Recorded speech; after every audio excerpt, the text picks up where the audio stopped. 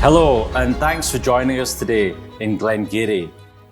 So to start off with, I'm quite curious, because you all come from quite a diverse range of sectors. What brought this group together, and how was the partnership formed, Sarah? I think from our point of view, it really comes from our drive to be innovative. We work in the energy sector, and we know that actually we are going to play a key role in the world delivering its net zero commitments. But if we are going to do that, we need to think differently. We need to have new technology, we need new projects, we need new ways of doing things. So we have to look up and we have to look out at what is next. So actually when Supercritical got in touch with us off the back of a thought piece that we'd done around decarbonising the whiskey industry, we were really interested in what they had to say. And when we looked at their technology, actually we were like, this is potentially a game-changing technology, and this is something we want to be part of. Brilliant. I wonder if you could pick up that piece then. What attracted you to this type of work? So Supercritical's been developing new technology to decarbonise both chemicals and heavy industry. And in terms from an industry perspective, any industry that uses fossil fuels for heat, and distilleries falls into that quite nicely. We weren't natively looking for distilleries. That wasn't something we went out there to look for, but Bays were running a competition for the feasibility that said that we could look into, and we could look at this and run a feasibility that matched what we were looking for. And so it was a perfect opportunity for us. And so with Xodus, we put an application in. We were successful in that application, which then led us onto a point of we needed a distillery partner. Brilliant. And Al, what were you hoping to get from the partnership? What attracted you to this group? Well, like everybody else in our industry, we see the need to decarbonise, and to meet the kind of macro and micro environmental targets we've got to hit.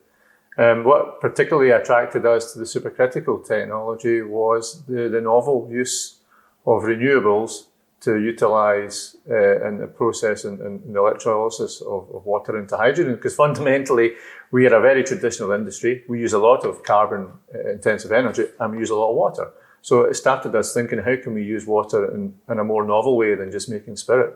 And that's what attracted us to it. And this, you mentioned there, green hydrogen. Is that unusual to use green hydrogen in the distillery process? And where did the idea come from? So it's not used today, but hydrogen in any form can be used as an alternative to fossil fuels. And so by swapping it from fossil fuels to hydrogen, you can actually decarbonise. But for it to be truly green, and therefore use zero carbon sort of emissions, you do need to produce that from renewable energy. And Al, from this technology, what was your attraction to it, and where did the green hydrogen and distillery process move on to? Well, this is potentially an answer to one of the kind of major hurdles that we have in our industry, because although we are intensive energy users, it's not a linear demand. A malt distillery like here at Glengarry, it's a batch distillation, Gurjit, so we have peaks and troughs of demand. And whilst there's plenty of opportunity for renewable electricity, if it's just in a hard wire, we need to use energy when maybe the wind's not blowing or the tide's not on the move. So any way that we can convert that latent, green electrical energy into a storable source is something that's very appealing to us, and that's what really attracted us to the supercritical. We've got 2 distilleries on Islay which are off-grid. They're close to, potentially one of the best sources of offshore wind and tidal. So that switched us on. But the more we thought about it and the more we spoke to Matt and his team, we thought, wait a minute here, there's other synergies.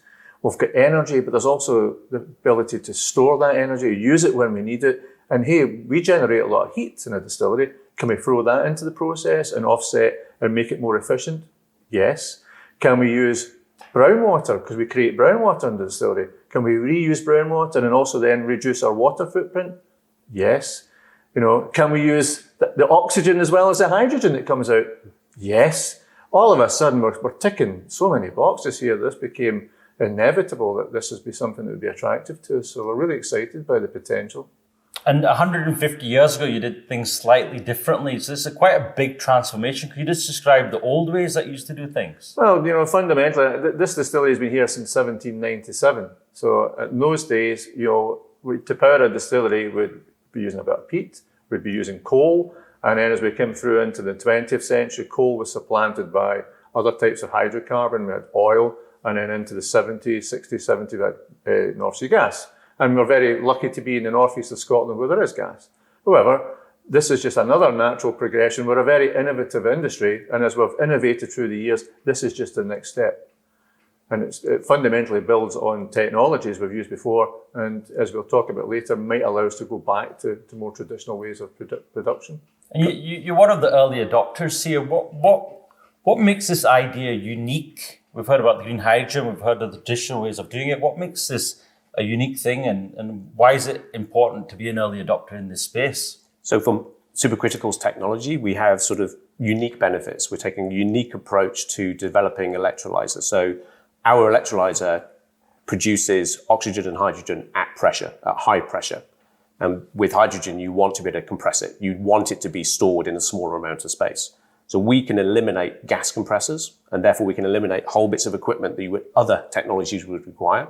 And we can produce the hydrogen on site using local renewables, using the distillery's brown water as a feedstock for us, and storing it locally for that point where the wind doesn't blow or the sun isn't shining. So you can actually store energy in hydrogen form in compressed tanks at the location.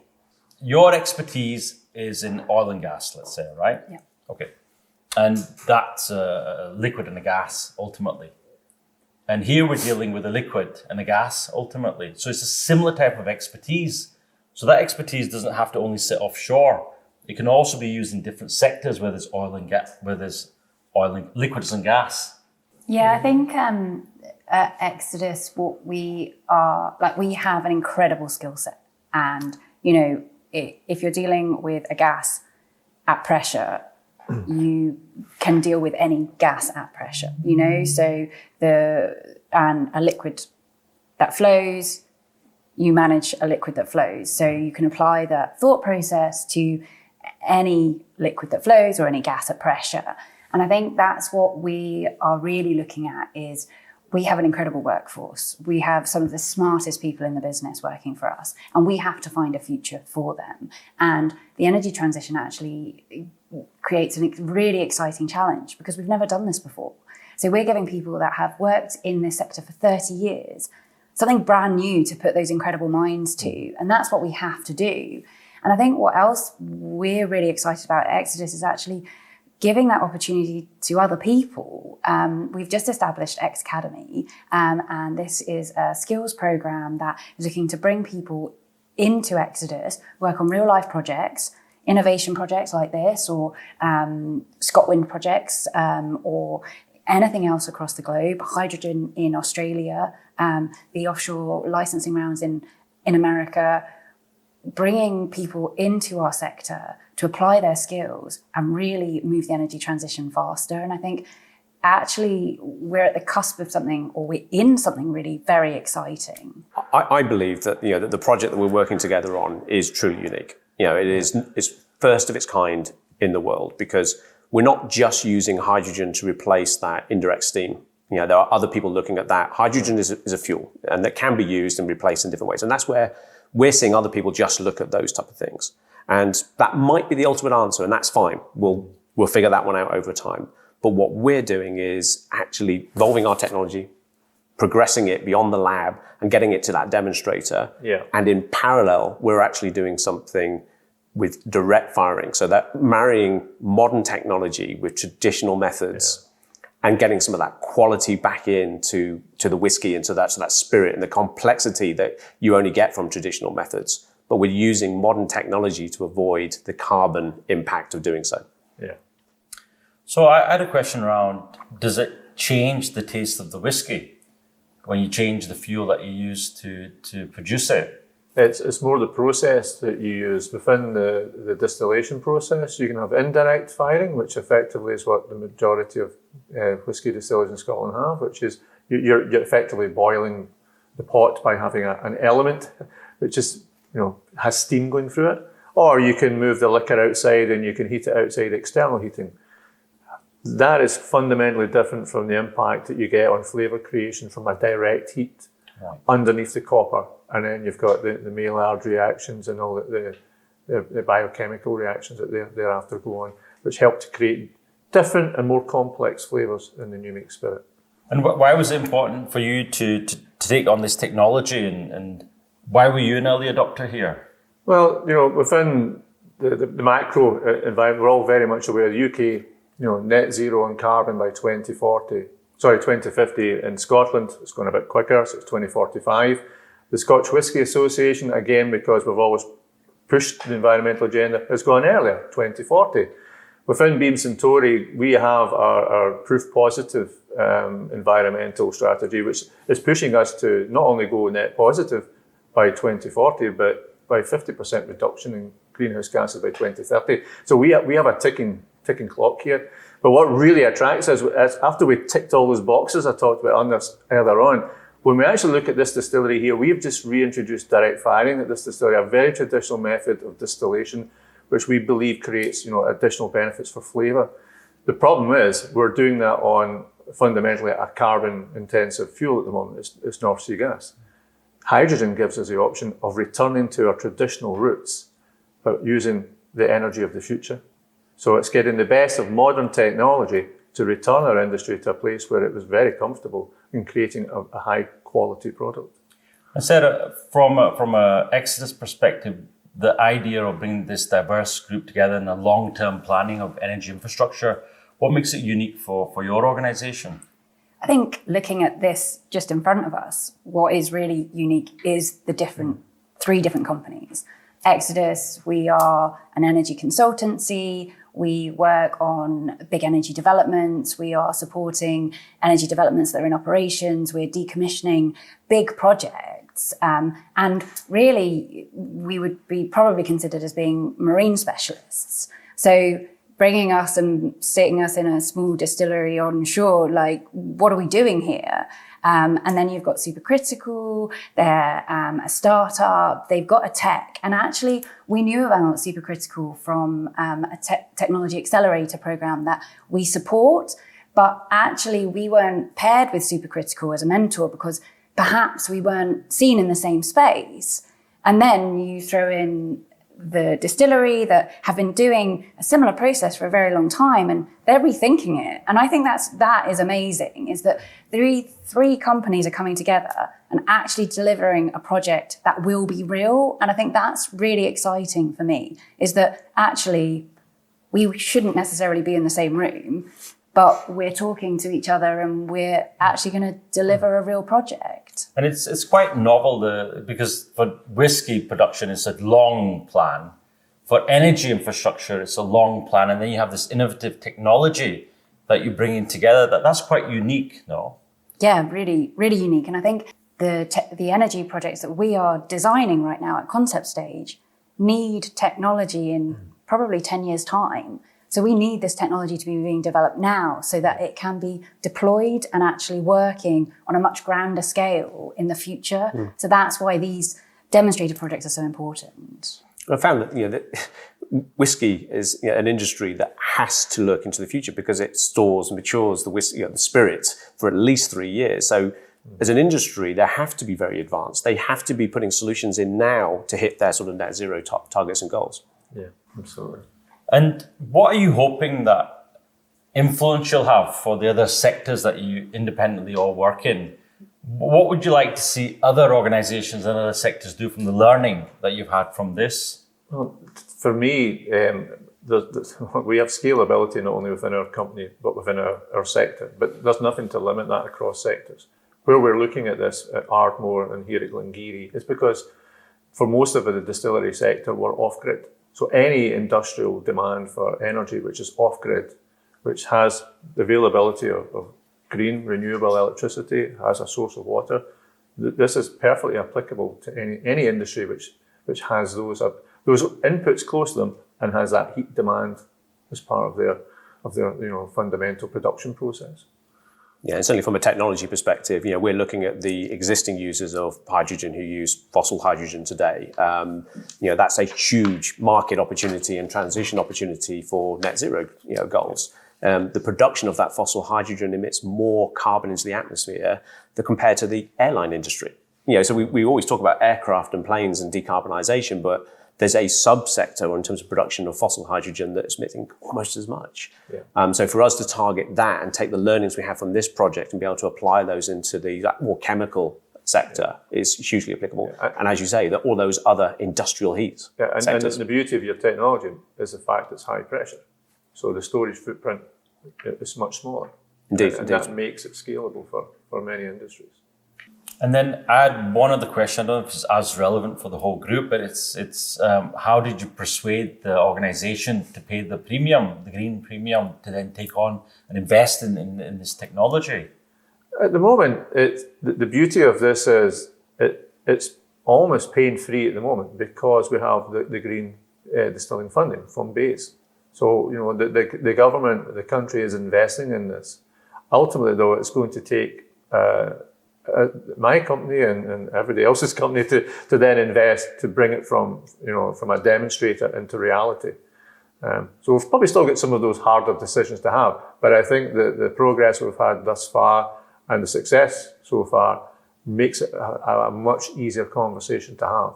It makes it even more difficult to say no when you've proven that it does work. And I think on that, actually, we know that there is investment out there for renewable energy, I think, and we're seeing that in offshore wind, and offshore wind is now standing on its own, it's becoming profitable, but hydrogen isn't yet in that space. So actually we need projects like this that actually are looking at the bottom line.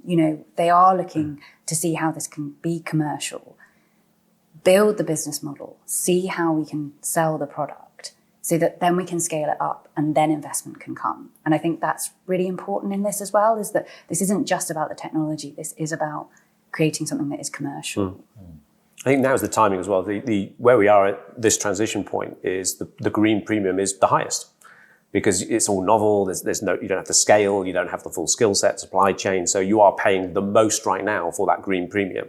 But that will reduce. Yeah. And it is, as you say, it's with government funding to help us at this difficult stage that'll help us progress as an industry. And there is funding for projects. So if we can get our technology to that sort of commercial stage in the next 18, 24 months, we're at a point where we could become bankable and there's other investment that we could actually deploy and use this and going beyond that. We also believe that I'll be a little bit vague, but the next sort of 10 to 20 years, that green premium will be completely disappear. And so you can actually have a zero carbon emission technology in industrial heat processes, chemical processes, and there is no premium against fossil fuels. But it is going to take that investment and that journey to get to that sort of position. It's quite unusual to hear that. The government support is helping industry innovate faster and be more risk-taking whilst being risk-averse. That's quite a unique opportunity and perspective, and it's great to hear. And I think it just takes that, you don't have to have that conversation. We can come, we're a business, we have to make money, and we can come to the table and just be like, well, that's not a problem because that's dealt with. We can come to the table with our ideas, with our people, get that mixing pot of ideas together to come out with something that's really innovative and groundbreaking.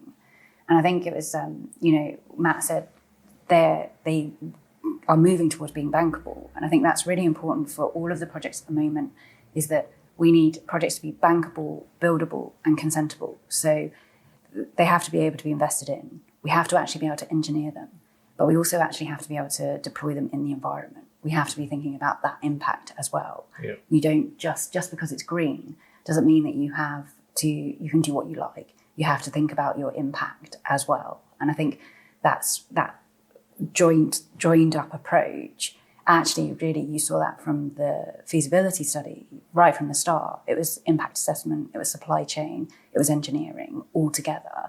That mix of things then has allowed it to move forward. Yeah, and I think that's a major selling point for us because it's indigenous generation. Your generation at the source. We're not transporting anything. We're decarbonising a supply chain as well here. That's what makes this technology for off-grid distilleries so appealing. You could have a distillery that's only reliant on its natural resources for its entire operation. Absolutely. That's like a circular system. Is that what you closed loop? Is that what you call it that? is almost a closed loop, yes. With a great outcome. Indeed, that's the only time we break the loop is to let it out of our warehouses. So I'm hearing things about a novel idea, a very diverse group of organizations coming together. But during this challenging times, it's difficult to make even a profit. And you're talking about the planet, you're talking about people, skills and expertise, and you're talking about novel technologies that are having to be scaled significantly as we go forward. How do you make this sustainable in the long term?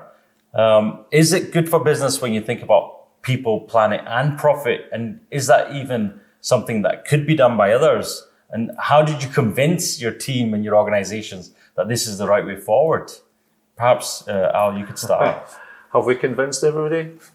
I think we're getting there. I mean, ultimately, there is a green premium.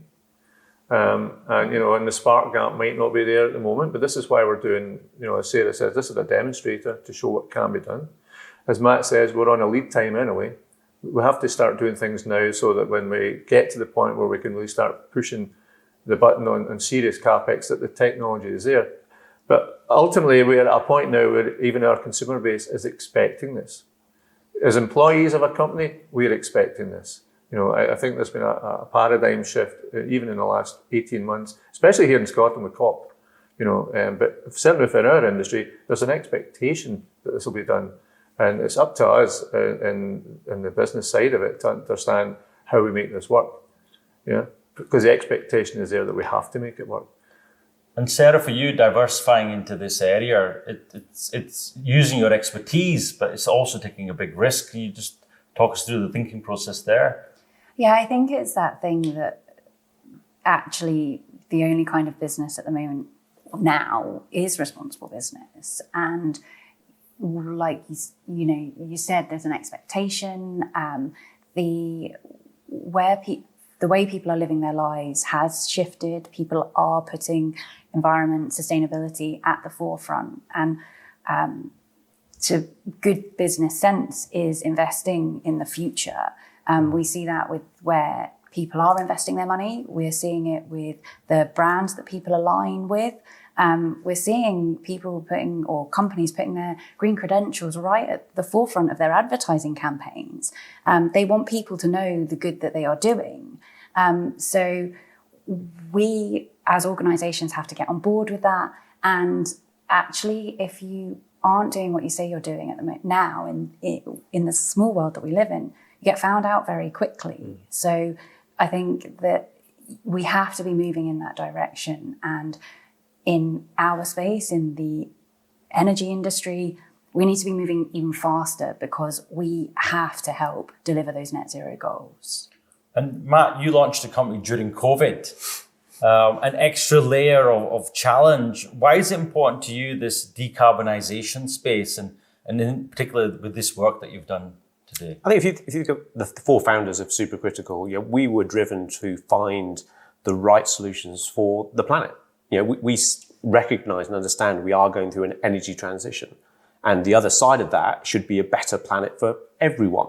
And that change is inevitable, and we just need to find a way as companies to sort of make that transition. So for us as founders, we're motivated by something far more than just technology. We're using technology as a way to solve some of the sort of environmental problems, but as individuals, we're motivated by making a real difference to the planet.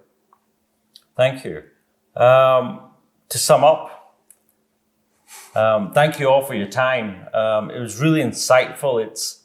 It's quite inspiring to hear that companies are willing to invest into the green premium and take that risk, especially with the traditional processes that we've known, and this being such a critical product for Scotland and so many jobs at hand. And it's brilliant that you could be brave enough to take a startup during these very challenging times, but also look at climate change and the difference that you could make for the planet. And Sarah, the work that Xodus has been doing for a long time to change from that sector where it feels very secure and very safe and to enter in this very unique partnership. It's very inspiring, not only from a consumer's perspective, but it's very inspiring for other sectors and other industries to learn from this, because we need to accelerate our transition to net zero. And to have 3 people from 3 different sectors who have deep expertise and skills come together for this unique partnership, I think that collective intelligence that you're showing and the collaboration when it comes to climate change rather than competing when it comes to climate change is very unique. And I really hope the best success for you, and that others also can learn from this, and other sectors can take this away and maybe even join you in your mission to help not only Scotland decarbonize its carbon footprint, but also save the planet in the process as well, and make a profit and be good for people. Thank you. Thank you all for your time. Feels like we should have a drink to celebrate that. Well, we're in Scotland, we're in Aberdeenshire, so slange. Slange. Slange.